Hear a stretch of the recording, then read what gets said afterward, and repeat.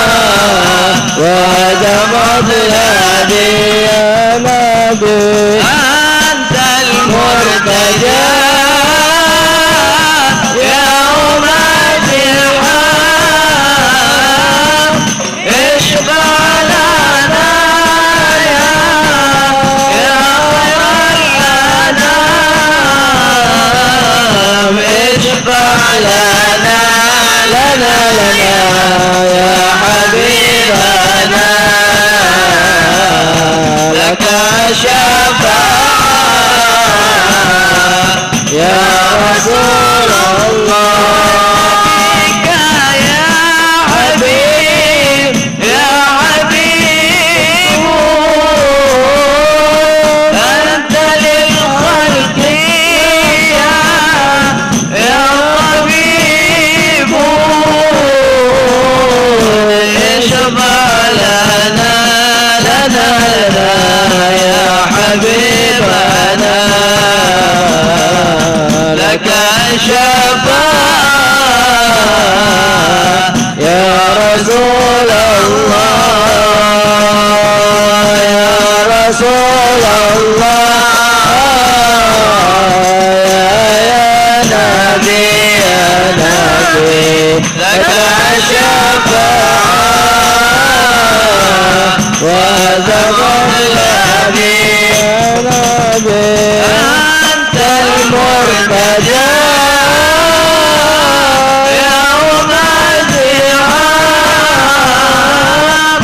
اشفع لنا يا خير الأنام اشفع لنا يا حبيبنا لك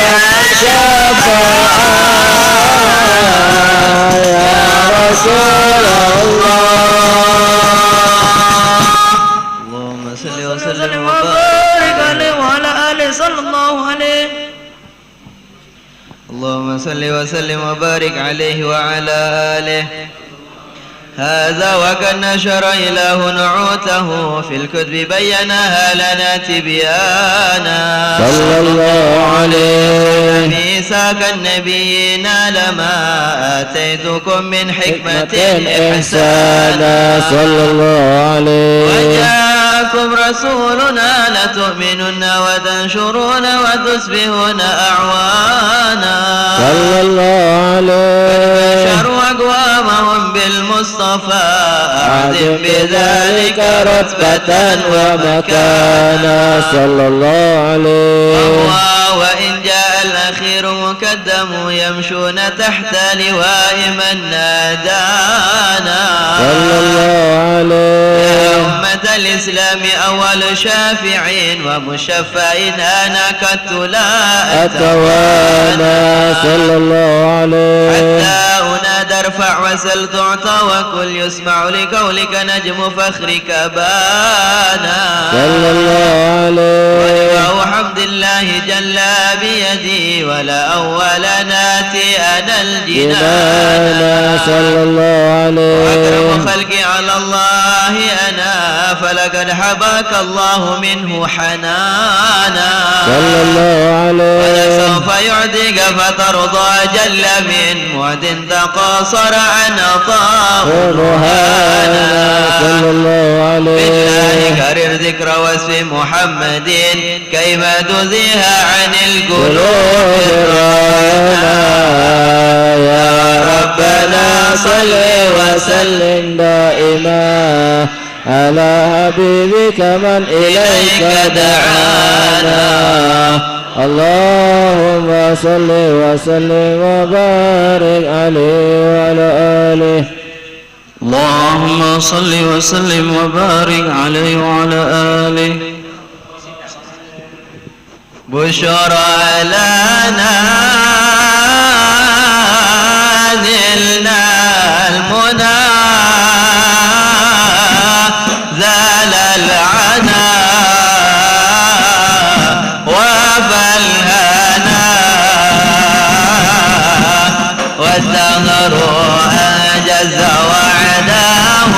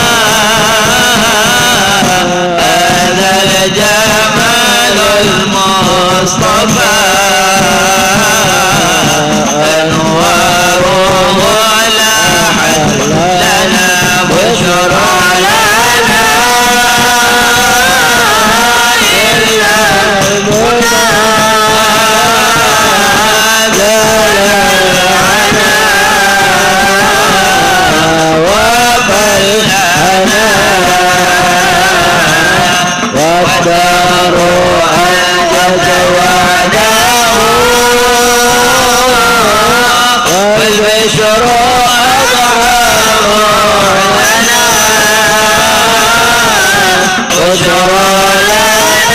إلا هنا زال العذاب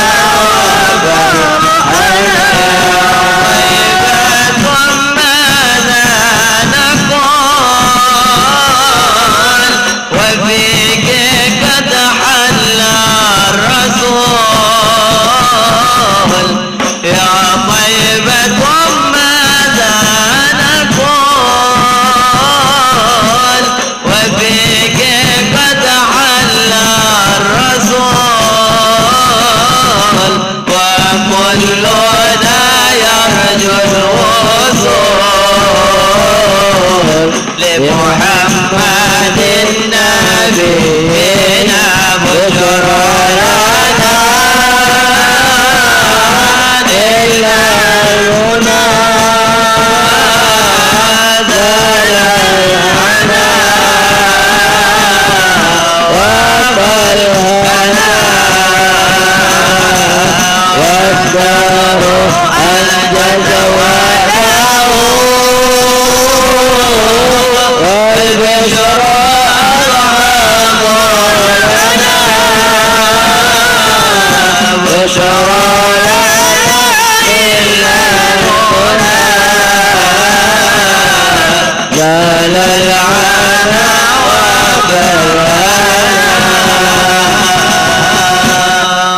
اللهم صل وسلم وبارك عليه وعلى آله اللهم صل وسلم وبارك عليه وعلى آله لما دنا وقت البروج لأحمد أن إذن من ما شاءه قد كان صلى الله عليه الأم أمينة بنت وحب من لها على إله وكان صلى الله عليه المختار عبد الله بن عبد المطلب رآه البرهان صلى الله عليه نور طه وجهه وسرى إلى الابن المشهود صلى الله عليه بالكريم سعم بن عبد مناف بن قصي كان صلى الله عليه والده يدعى حكيما سعنه قد اتلع عزيز بذلك شانا صلى الله عليه وصولها المصطفى حتى ترى في السلسلة وصوله عدنانا صلى الله عليه واعلم برفعه إلى إسماعيل كان للعبيم عوانا صلى الله عليه وحينما حملت به آمنة لم تشتك شيئا يأخذ النسوان صلى الله وبما اللطف من رب السماء أقصى العزى والهم والأحزان صلى الله عليه كما قد جاء ما علمت به أن المحيمن صرف الأقوان صلى الله عليه من في بطنها فاستبشرا ودنا المخاض فترك أسر دوانا سبحان الله والحمد لله ولا إله إلا الله والله أكبر سبحان الله والحمد لله ولا إله إلا الله والله أكبر سبحان الله والحمد لله ولا إله إلا الله والله أكبر سبحان الله والحمد لله ولا إله إلا الله والله أكبر ولا حول ولا قوة إلا بالله العلي العظيم بكل لحظة أبدا عدد ملكه ورضا نسيج عرشه ومداد كلماته وتجلت الأنوار من كل جهات فوقت الميلاد المشفع حانا صلى الله وإلى عليه فجر أبرز سمس الهدى ظهر الحبيب مقربا ومصانا على محمد عليه وسلم صلى الله على محمد ربي صل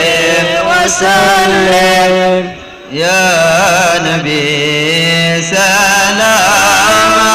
عليك، يا رسول سلام عليك، الله يا حبيب سلام عليك، يا رسول الله صلوات الله عليك، يا نبي سلام عليك، يا رسول سلام عليك، الله يا حبيب سلام عليك، يا رسول الله صلوات الله عليك، أغرد الله المشفى صاحب القدر المرفع، فملا النور النواحي رسول الله عما كل الكون أجمع، يا نبي سلام عليك، يا رسول سلام عليك، الله يا حبيب سلام عليك، يا رسول الله صلوات الله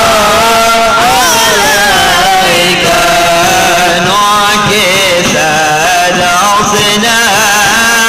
مشركين وبنا شرك تقاطع، ودنا وقت الهداية لرسول الله، وحما القبر تزعزع، يا نبي سلام عليك، يا رسول سلام عليك، الله يا حبيب سلام عليك، يا رسول الله صلوات الله عليك، مرحبا أهلا وسهلا بك يا ذا القدر العرفة، يا إمام الرسالة، الله من به آفات الغربة، يا نبي سلام عليك، يا رسول سلام عليك، يا حبيب سلام عليك،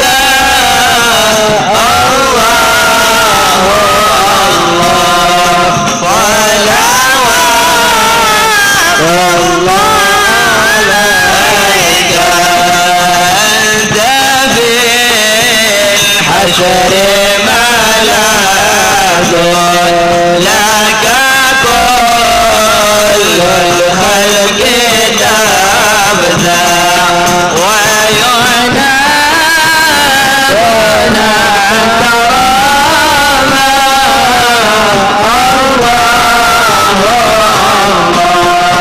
قد لها من حولنا أبضع يا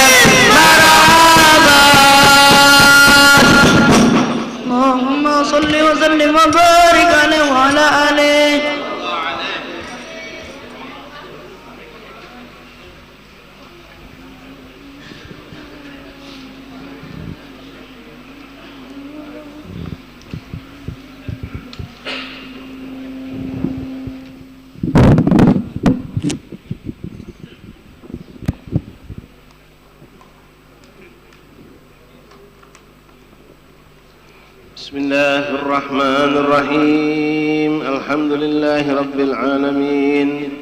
حمدا يوافي نعمه ويكافئ مزيده. يا ربنا لك الحمد كما ينبغي لجلالك الكريم عظيم سلطانك.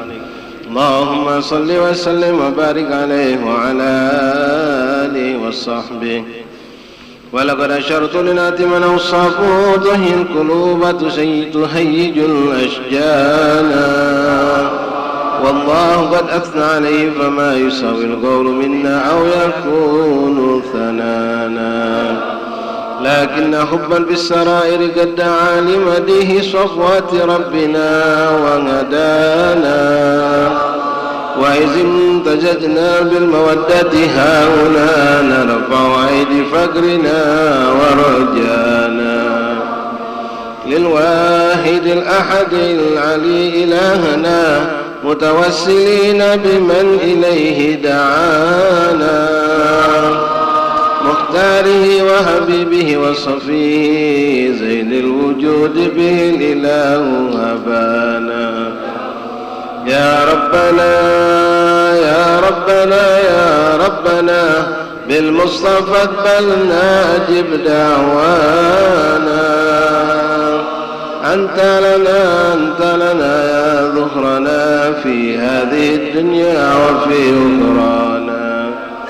أصلح لنا الأهوال واغفر ذنبنا ولا تؤاخذ ربي إن أخطأنا واسلك بنا في نهج طه المصطفى ثبت على قدم حبيب غطانا أرنا بفضل منك طلعة أحمد في بهجة عين الرضا ترآنا واربط به في كل حال حبلنا وهبال من ودى ومن والانا والمحسنين ومن أجاب نداءنا وذوي الحقوق وطالبا أوصانا والحاضرين وسائيا في جمعنا ها نحن بين يديك أنت ترانا ولقد رجوناك فحقق سؤلنا واسمع بفضلك يا سميع دعانا وانصر بنا سنة طه في بقاع الأرض واجمع كل من عادانا وانظر إلينا واسقنا كأس الهنا واشفي وعافي عاجلا مرضانا واقضي لنا الحاجات واحسن ختمنا عند الممات واصلح نقبانا يا رب واجمعنا وأحبابا لنا في دارك الفردوس يا رجوانا يا رب واجمعنا وأحبابا لنا في دارك الفردوس يا رجوانا يا رب واجمعنا وأحبابا لنا في دارك الفردوس يا رجوانا بالمصطفى صل عليه وآله ما حركت به الصبا أوصانا سبحان ربك رب العزة عما يصفون وسلام على المرسلين والحمد لله رب العالمين الصلاة والسلام عليك يا سيد المرسلين الصلاة والسلام عليك يا خاتم النبيين الصلاة والسلام عليك يا من أرسلك الله رحمة للعالمين ورضي الله تعالى عن أصحاب رسولك أجمعين آمين بسر الفاتحة إياك نعبد وإياك نستعين اهدنا الصراط المستقيم صراط الذين أنعمت عليهم غير المغضوب عليهم ولا الضالين اللهم ربنا تقبل منا إنك أنت السميع العليم وتب علينا يا رب إنك أنت التواب الرحيم اغفر لنا وارحمنا وأنت خير الراحمين فانصرنا على القوم الكافرين برحمتك وجودك يا كريم يا أرحم الراحمين صلى الله عليه وسلم محمد نبي الله وآله وصحبه وسلم الحمد لله رب العالمين تقبل الله منكم بسم الله الرحمن الرحيم الحمد لله رب العالمين حمدا شاكرين حمدا ذاكرين حمدا يوافي نعمه ويكافئ مزيده يا ربنا لك الحمد كما ينبغي لجلالك الكريم وعظيم سلطانك اللهم صل وسلم وبارك وكرم على سيدنا ومولانا محمد صادق الوعد الأمين وعلى آله وصحبه حق قدره ومقداره العظيم نوينا التعلم والتعليم والإفادة والاستفادة والنفع والانتفاع التذكر والتذكير الحث على تمسك بكتاب الله وسنة الرسل والدعاء إلى الهدى والدلالة على الخير ابتغاء مرضات الله وقربه وثوابه اللهم أغننا بالعلم وزينا بالحلم أكرمنا بالتقوى وجملنا بالعافية يا أرحم الراحمين اللهم جملنا بالعافية السلامة حققنا يا ربنا بالتقوى مع الاستقامة وأعذنا من مجيبة الندامة يوم القيامة يا حافظ اغفرنا وثبتنا مع أهل الثبات اللهم ثبتنا على الحق والهدى وصلى الله على سيدنا محمد وآله وصحبه وسلم الحمد لله رب العالمين. Ma'asyarul ahibai, ma'asyarul hadirin, ma'asyarul asatidz, bapak-bapak, saudara-saudaraku jamaah majlis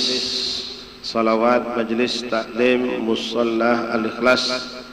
atau Musalla Kiai Haji Abdul Samad Kampung Sungai Jurujul Laut rahimani rahimakumullah. Assalamualaikum warahmatullahi wabarakatuh. Alhamdulillah, alhamdulillah, lakal hamdu syukur ya Rabbana, bersyukur kita kepada Allah Subhanahu wa taala.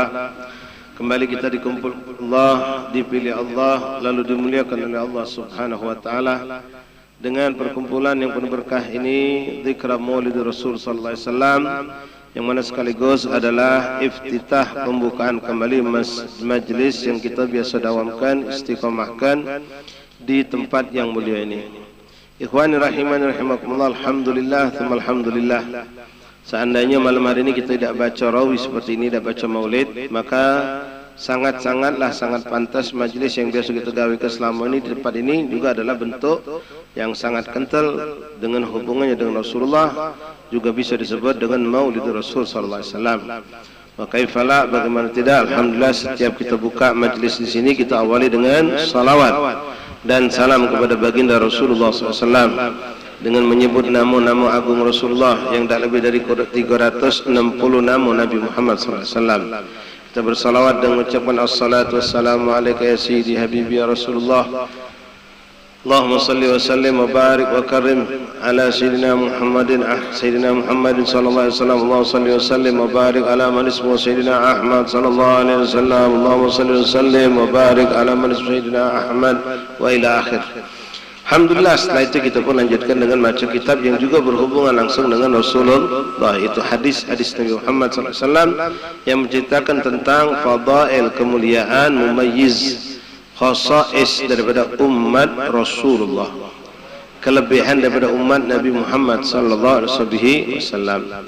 Maka bangga dan bersyukurlah kita ikhwan dengan apa yang kita dengar dari kitab yang kita baca dari karangan Nabi Muhammad bin Ali bin Abbas Al-Malki tentang khasais ummatil Muhammadi, ya khususiyah, kelebihan, keunggulan umat Nabi Muhammad SAW dibandingkan umat-umat yang lainnya. Begitu banyak sudah kita dengar di majlis ini. Dan begitu banyak diantaranya adalah fadail amal yang mudah-mudahan kita bukan cuma bangga dan senang dengar cerita tentang fadail kemuliaan tersebut, tapi kita telah mendapatkan daripada bagian dari fadail kemuliaan tersebut. Di antaranya yang kita pernah baca di majlis ini yang perlu kita ulangi agar kita lebih bersyukur menjadi umat Rasulullah. Kita ni ikhwan disunnahkan, dianjurkan oleh ulama untuk senantiasa mengucapkan kalimat alhamdulillahilladzi ja'alana min ummati sayyidina Muhammad. Segala puji bagi Allah yang telah menjadikan aku bagian daripada umat Nabi Muhammad. Hari ini, kemarin, dan mudah-mudahan besok ila sampai kita wafat, tak pernah kita keluar dari kelompok umat Nabi Muhammad sallallahu alaihi wasallam. Begitu banyak kelebihan yang Allah berikan kepada umat Nabi Muhammad sallallahu alaihi wasallam. Rasulullah SAW mengatakan dalam banyak hadis kelebihan umat Nabi Muhammad itu. Di antaranya kelebihan yang patut kita syukuri ikhwani rahimakumullah untuk umat Rasulullah SAW ini, Rasulullah mengatakan man hamma bi amalin salihin wa lam ya'mal biha kataba lahu hasanat kamilah wa man hamma ya'mal bi amalin salihah wa ya'mal biha kataba lahu hasanat 10 hasanat